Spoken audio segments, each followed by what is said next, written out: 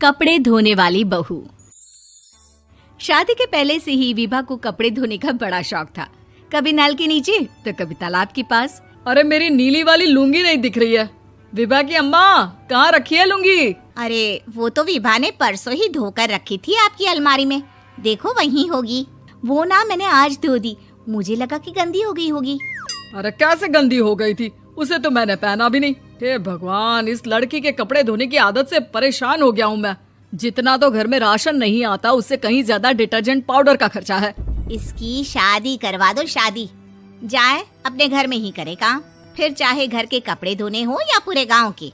हाँ ठीक बोल रही हूँ, देखता हूँ मैं कोई लड़का। वो दिन भी आ जाता है जब विभा को देखने लड़के वाले आ जाते हैं। लड़की मुझे अच्छी लगी। होने वाली सास कहती है, बेटी अगर कुछ पूछना है तो पूछ लो। वैसे तो हमारी लड़की बहुत ही शर्मीली है, जो बोल दो वो मान लेती है, इसे क्या पूछना होगा। अरे कैसी बात कर रही हो माँ, मुझे इन लोगों के घर रहना है, सवाल तो कई है। हाँ हाँ बेटा, पूछ लो ना, क्या पूछना है। आप लोगों के घर कपड़े कौन धोता है? सास का मुंह बन जाता है। देखो, अगर तुम ये कहना चाहती हो कि तुम्हें कपड़े धोने नहीं आते तो सुन लो, कपड़े मैं ही धोती हूँ, लेकिन तुम्हारे आ जाने के बाद मैं रुमाल तक नहीं धोऊंगी। अरे चुप रहना भाग्यवान, बहू बेचारी घर आई नहीं, उसे डराना शुरू कर दिया। वो क्या है ना बिटिया, अभी तक तो ये कल्लू की माँ ही धोती थी, लेकिन अब तुम्हारे पापा तो दहेज में वॉशिंग मशीन देंगे ही। तभी विभा की माँ बोल पड़ती है, सवाल भी पूछा तो क्या। वैसे भाई साहब, मशीन की तो फिर भी कपड़े धोने की कैपेसिटी होती है। मतलब जो बिटिया दे रहे हैं ना विभा, इसे कपड़े धोने का बहुत शौक है। ये आप लोगों के क्या, आस पड़ोस गांव मोहल्ले सबके कपड़े धो दे और उफ तक ना करे। बाहर देखा नहीं आपने कितने कपड़े सूख रहे हैं? सब हमारी बिटिया ने ही तो धोए हैं। बस भी करो ना माँ, शर्म आ रही इतनी तारीफ सुनकर। और तो और एक दाग निकाल कर दिखाओ तो मान जाऊं। हाँ अच्छा, माफ करना बेटा, मैंने गलत समझा। हमें तो रिश्ता बहुत पसंद है। और ऐसे जुड़ जाता है रिश्ता कपड़े धोने का शौक रखने वाली विभा का। उसकी शादी हो जाती है कोयला फैक्ट्री में काम करने वाले कल्लू के साथ। शादी के बाद अचानक विभा चिल्लाती हुई सास के पास आती है। सासू माँ, अरे सासू माँ कहाँ है आप? ये तो धोखा है, धोखा दिया आप लोगों ने मुझे। इसे ससुर के चक्कर के बारे में पता चल गया। अरे तो उसमें तुझे क्यों धोखा मिला है? अरे नल में पानी नहीं आता, कपड़े कैसे कब धुलेंगे? अच्छा, तू पानी नहीं आ रहा उसकी बात कर रही है। तो आपने क्या सोचा? कुछ नहीं। अच्छा, तेरी माँ ने कहा था कि कपड़े धोने का शौक है तुझे, याद आया मुझे।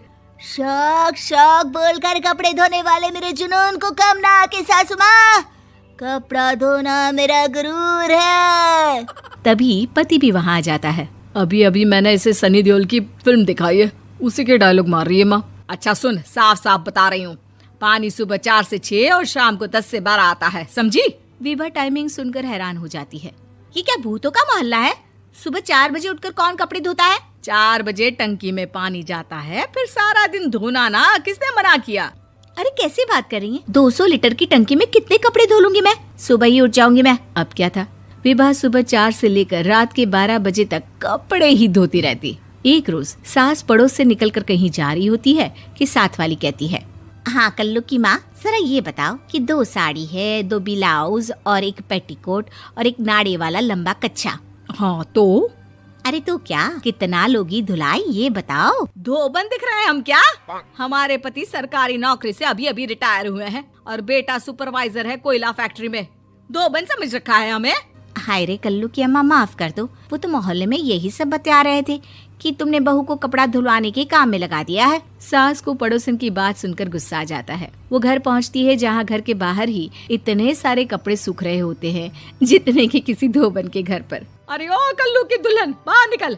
माँ जी यहीं आ जाओ, बाथरूम में चादर धो रहे हैं हम। अरे अभी हम धोते हैं, तुमको बाहर निकलो। ये आस पड़ोस वाले बोल रहे हैं कि हम बहू से कपड़े धुलवा कर उसे कपड़ा धोने वाली बना दिए हैं। अरे छोड़ो ना माँ जी, किन लोगों की बातों में आती हो? आस पास के लोगों का तो काम ही होता है कि वो किसी तरह सास बहू को लड़ा दे। बहू सारे घर के कपड़े धोती है, ये क्या कम है? बोलिए। सास को भी लग जाता है कि वो बहू का ये सनकीपन नहीं छुड़वा सकती, इससे अच्छा है कि खुद ही चुप हो जाए। एक रोज सास और बहू मंदिर जाते हैं, जहाँ सास की साड़ी वहाँ खड़ी भीख मांगने वाली से मिलती है। माँ जी क्या बात है, आपकी साड़ी उस भिखारन से कितनी मिल रही है ना? हाँ हाँ देखो तो, दोनों की साड़ी मिल रही है। क्या बात है कल्लू की अम्मा, तुम खुद को तो अफसर की बीवी बताती हो और ऐसी सिंपल सी प्लेन साड़ी पहनकर घूमती हो। सिंपल और प्लेन नहीं है ये साड़ी। तो क्या सोने के धागे से फूल बने हैं? कुछ भी सासू माँ, कुछ भी। हाँ बने थे इस साड़ी में सोने के धागे से फूल। मेरे पति लेकर आए थे मद्रास से स्पेशली मेरे लिए 10,000 की। ताहे भाई साहब इस भिखारन के लिए भी सेम टू सेम साड़ी लेकर आए होंगे 10,000 की।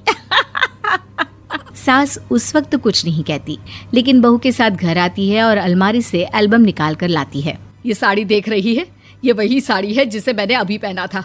इस साड़ी में ये जो चमकदार फूल दिख रहे हैं ना, ये सोने के धागों से काढ़े गए हैं। लेकिन तू लोकल वॉशिंग मशीन ब्रश से घिस घिस कर सारे फूलों को निकाल कर साड़ी प्लेन कर दी। मुझे माफ कर दीजिए सासू माँ। और तो और, जब मैंने तुझे तेरी गलती के लिए कुछ नहीं कहा, लेकिन तूने तो सबके सामने मेरा मजाक ही बना दिया। क्यों? बहू को समझ में आ जाता है कि अब से उसका कपड़े धोना बंद।